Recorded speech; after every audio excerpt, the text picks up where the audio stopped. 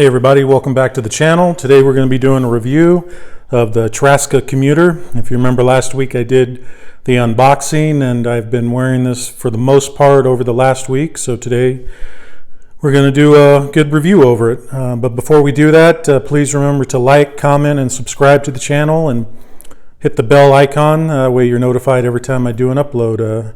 It helps the channel out a great deal, so I appreciate that. Before we go, wrist check. I'm wearing my Seiko turtle today. So yeah, here we go, the Traska Commuter.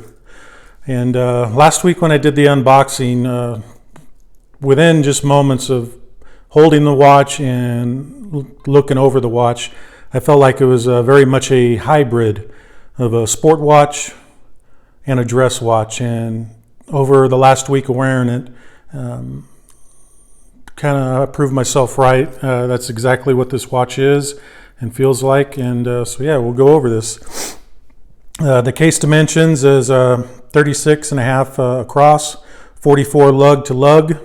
So very small, well, today's standard small dimension. I think it wears great. I think it's a great size. That was one of the reasons why I popped on this watch.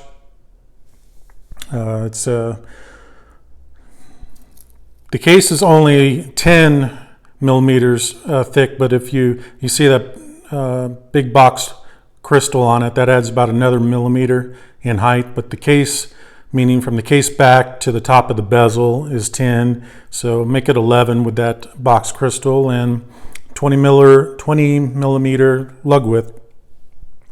The entire watch case and for the most part bracelet is brushed. There's just a couple of polishing. There's some polished chamfers right there on the lugs and the lower portion of the bezel. Other than that, it's all brushed, real nice clean brush finish. The case and bracelet use a proprietary scratch resistant coating on it. So like I said, I've been wearing it a week, of course, all basically at home, working from home. So, and I still have the protective plastic wrap on the clasp. That's just what I do. So yeah, drilled lugs. So making changing straps and bracelets a lot easier with the drilled lugs. This the sapphire crystal is AR coated. And 100 meter water resistance, screw down crown. The crown is signed. See if you can get a look there.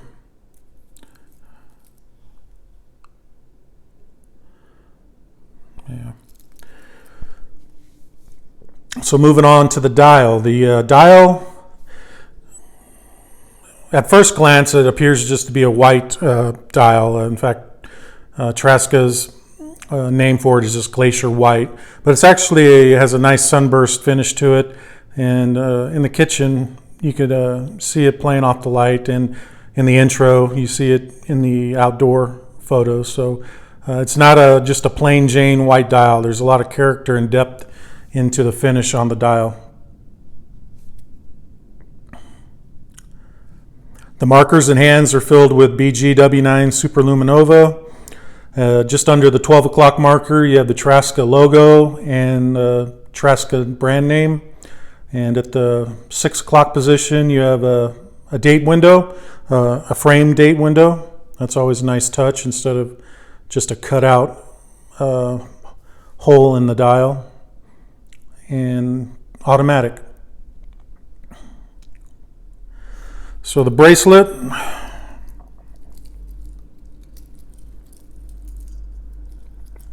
The bracelet, the lug width is 20 millimeter and it tapers all the way down to a 16 millimeter. The clasp is milled out, has the nice logo, Traska logo on the clasp, real nice etching in there. And the clasp is milled and has what they call a perlage finish. You see that the design in the clasp. Like I said, I still have the plastic on it. I kind of wear that on my watches until it falls off. Just something I do. A very plain case back, screw down case back, nothing special there. 4 micro adjust.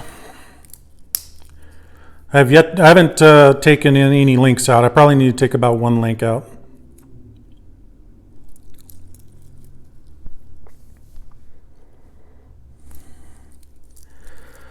The movement is the Japanese Miyota 9019 24 jewel automatic movement with hand wind and hacking with a date window. Has a 42-hour power reserve. So let's do a quick wrist check here.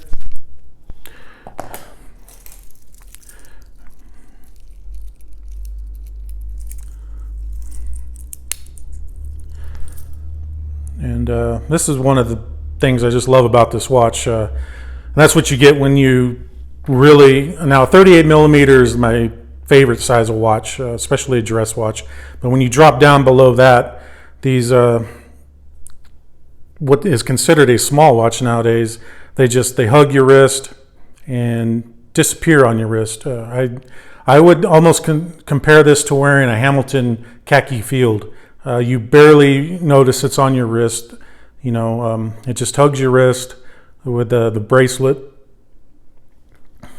So as you can see, just a great wearing of the watch. Back to the bracelet, it's fully articulating. You see that it hugs your wrist. It lays down perfectly flat on your wrist. So my likes about the watch. I really like the handset. I don't really have a watch with these stick type hands. And when I saw this, that was one of the first things that jumped out at me. I just like the handset. I like the presence of the dial, where it is a minimal dial, but it's not so boring as Bauhaus minimal. So it's just enough. The finish, the all over finish, like I said, mostly brushed with just a couple of spots of polishing. And the bracelet. I always appreciate a bracelet that just, like I said, hugs your wrist and wears great on you. Dislikes, the first one isn't really a dislike, it's just a preference. I think if they would have offered this watch with a no date, I would have taken that one. That's one thing I typically really love about micro brands is they typically offer a date or no date option. But that's just a preference. There's nothing wrong with it. It's in a good location. It doesn't throw off the balance of the dial. It fits right in perfect at the 6th position.